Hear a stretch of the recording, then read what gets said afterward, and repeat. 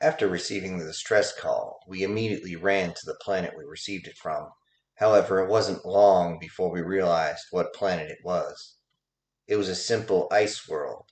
This thing has not seen temperatures above negative 20 degrees centigrade in probably 700 or 800 years at least.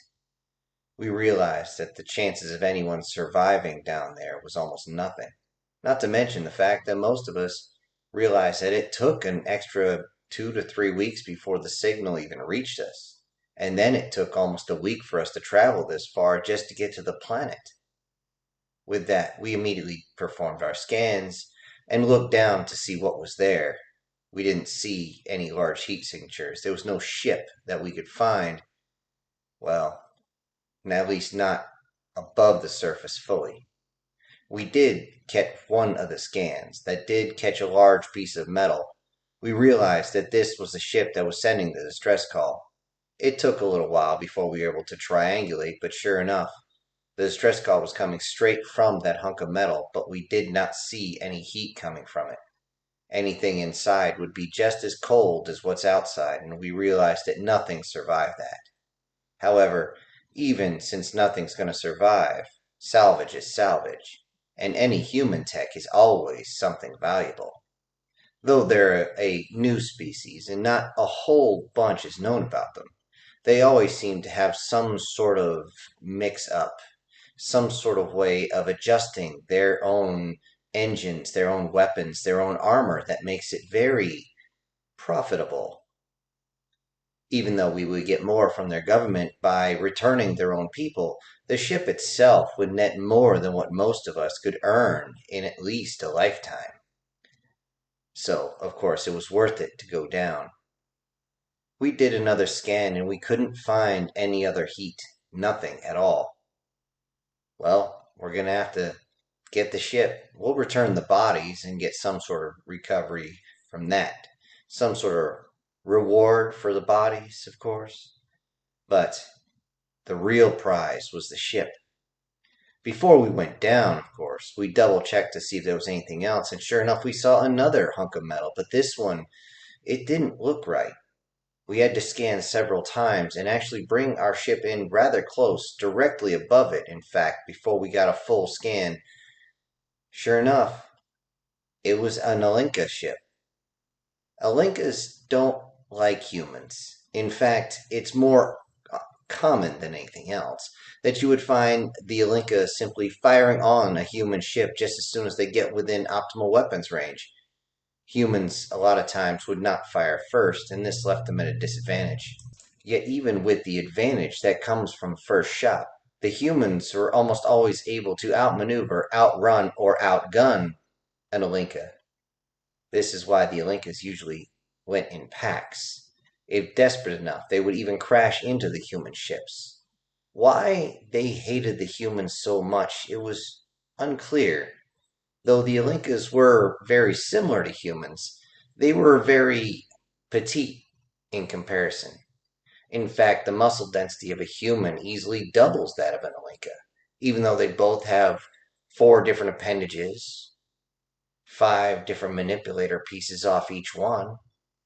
Their ears are even in the same spot, along with their eyes, although the Alinkas are extremely pale and have very little, if any, hair. That's really the only way to tell them apart. And yet the Alinkas seem to have taken down this human ship at the cost of, well, everything.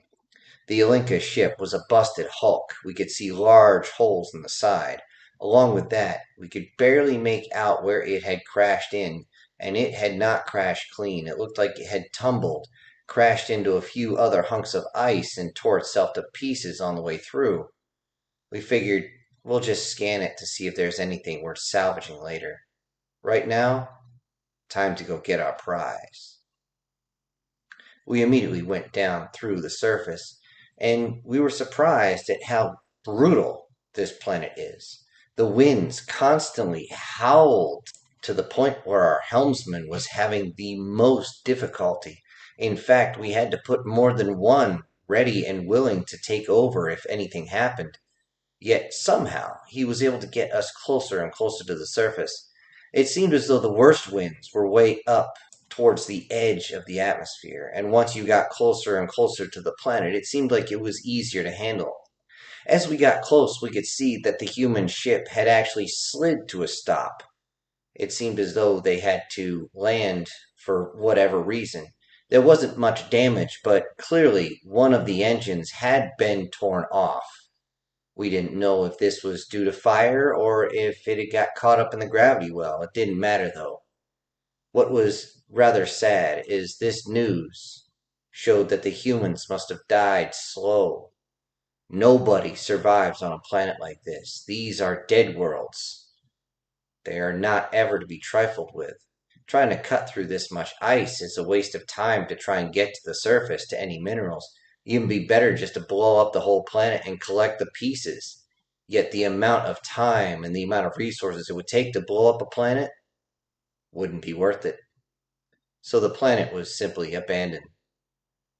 As we got closer and closer, we landed right next to the human ship.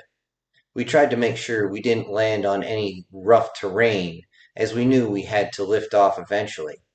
We didn't want anything to mess up our struts, so we had to make sure we were on the opposite side of the ship to what seemed like outcroppings and bulbous terrain. And as we landed, we looked out and some of our sensors started to go off, tracking heat signatures. This was odd. Maybe something got caught up in the engines. We kept the engines on a slight turn as they were starting to frost over. We knew we didn't have much time before the actual ice would build up in the external nozzles, and then we would be stuck on this rock too. This frozen hunk of shit that was through the entire universe. This is why everyone stayed away. It was a very quick way to die, yet it was never going to be easy. As we all donned our exosuits, everyone double, tripled, and quadruple checked to make sure that not a single bit of cold could get through. Our cold-blooded reptilian bodies would not even be standing more than 2 or 3 minutes at most on this world. So we had to make sure everything was ready. Lowering the hatch door, we finally were able to walk out, and the wind was strong. It blew the first two of us over. They were starting to get scared, believed that their suits were compromised, yet with a quick check, we could see they were fine. We went straight over towards the ship, and that is when we saw something we didn't think we would ever see. Creatures. There was something alive on this rock. Creatures seemed to move as though they glided across the frozen tundra of this place. They moved closer and closer. It seemed as though they realized we were there. They weren't moving in an aggressive posture, yet many of us grabbed our weapons, and as we drew them up, they all stopped. And then they seemed to raise up their sides. And that's when we saw that these creatures were not gliding. No, those were massive cloaks around very, very thick outer shells. But these shells look like they were made out of hides. Nothing lives down here. How could, what the, is there actually indigenous personnel? Our commander moved forward and tried to use the universal translator to simply try and say hello to them. But instead of getting something, it simply squawked out 50 different languages per second. Those that it squawked to simply looked at each other, turned sideways back and forth, and then started to make a strange sound. We didn't know what this was until one of our own, the helmsman who had trouble, screamed, you can't be alive. They can't be alive. They're supposed to be dead. That's when the rest of us realized what was going on. We turned and looked, and then suddenly the captain started punching a bunch of dots onside his data pad, trying to get the translator to switch over to the right language. And just before he did, we heard the strange voice say something, and the translation was, "Took you guys long enough. We've been waiting." We were amazed. How? What? This was a human language. This was a human translation. How did they survive? With that, they motioned over, and we got a quick explanation. When their ship was attacked, they were right next to the planet itself. Even though they were able to move at some sort of sublight, it wasn't enough to get themselves away from the gravity well. Those that had attacked them without provocation. In fact, they were able to duck and dive most of the shots. However, eventually their attacker apparently got pissed off and crashed their ship, taking off one of their engines. Unfortunately, this was leaving them only enough to maneuver, but not enough to get out of the gravity well. So their helmsman brought them down. We all looked at the ship as he said this. The ship, as we looked close, was almost completely intact, minus the engine that was gone. We asked what happened to the others. I don't know. We haven't found them, except for some busted up pieces of metal. The captain told them that that was the ship, and they all simply made the voice of, "Yeah, that had to hurt. It's a bad way to go, too." "Go where?" our captain asked. "Never mind," the human said. We knew that the humans use something called slang, which is where things do not translate directly. So we simply bypass it off. The humans actually looked at us and said, "So, you guys hungry?" We were a little low on provisions, so we were confused. What do you mean hungry? It's been almost an entire galactic month. Almost 2 months by human standards. How in the... How... What? We followed them over, and we saw that they had carved out their own little homes into the actual tundra itself. We were surprised. They welcomed us in, and as we went in, our thermostats pinged and let us know that it was above the freezing point inside.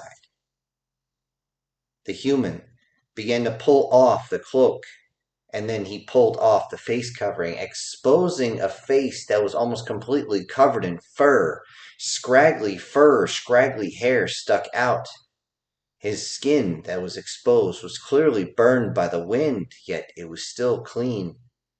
He then reached over and grabbed a large piece of meat that was sitting there. It seemed as though it was completely refrigerated, but this was fresh meat. It was still red. The sight of some of the blood drops on the ground surprised the crew, as many of them began to salivate slightly inside their suits, but realized after a moment that they could not expose themselves or they would quickly freeze to death. The human realized this and apologized, and then simply stated, "So, are you here to rescue us, or what?" The captain was a little put back at this. "I know you all are scavengers, so I'm just going to ask, are you just going to try and take our ship? Because I guarantee you're not getting off this rock if you simply try to just take our ship, our only way of getting any type of message out. Or we could make a deal."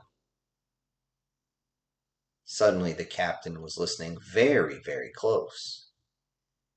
We realized that the humans had something we needed, that we wanted. Now, though we wanted their ship, the information that they could give us was more interesting. However, what they actually had to offer was enough that we would end up not only helping them off this frozen hunk of rock floating in space, but it would be enough to actually tow on to their ship and get it back to their own space without us taking any parts. For those that were confused, we should tell you that we are completely carnivorous species. Though we weren't going to eat the humans themselves, far too stringy and far too greasy. What surprised us is that the humans had actually hunted a massive amount of marine life. They had broken through the ice, found the extra holes where the things, whatever they were, had poked through to try and either mate or rest or whatever they might. This left them exposed, and the humans had come and taken them. Everyone was amazed at this. several tons of fresh meat. This alone paid for it. And the crew, well, the crew had no complaint.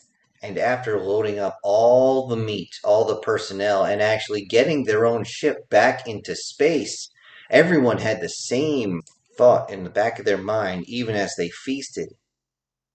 Boy, humans can survive anything, can't they?